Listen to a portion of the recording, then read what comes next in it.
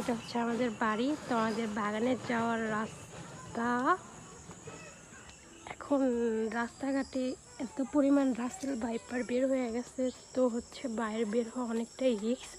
তারপর আমাদের বাড়ির আশেপাশে হচ্ছে অনেক পাট গাছ, দেখতেই পাচ্ছেন আপনারা, অনেক পাট গাছ, যার জন্য হচ্ছে রাসেল ভাইপারের আনাগোনাটা একটু বেশি। আজকে আকাশটা কিন্তু অনেক সুন্দর। তো এই হচ্ছে আমাদের বাগান। তো আমাদের এখানে অনেক রকমের গাছ আছে। তো ফার্স্টে আমার আম্মু হচ্ছে এই যে ছোট ছোট কী গাছ লাগাইছে আমি বলতে পারবো না।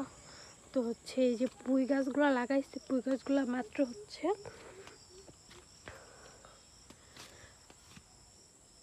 পুঁই গাছের মাঝখান দিয়ে বেগুন গাছ লাগাই দিছে, কিন্তু আমাদের এখন বেগুন হয় নাই। 4টা বেগুন হয়েছিল সকালে, আমার আম্মু ছিঁড়া ফেলছে, ফুল আসছে।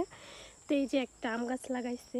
তো হচ্ছে বাগানটা মাত্র শুরু করছে, যে সূর্য অস্ত যাবে এখনই।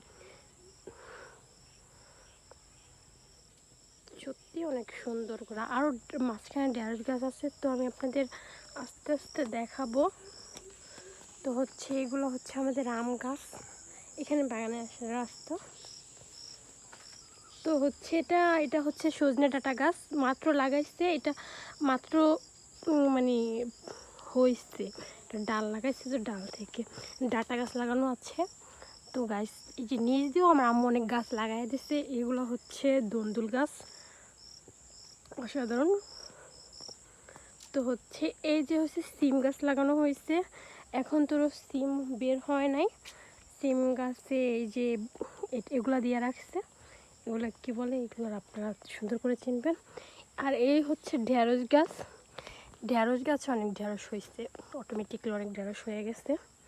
এখানে অনেকগুলো ঢেঁড়স গাছ ফাঁকা ফাঁকাভাবে। আজকের আকাশটা সত্যিই অনেক সুন্দর।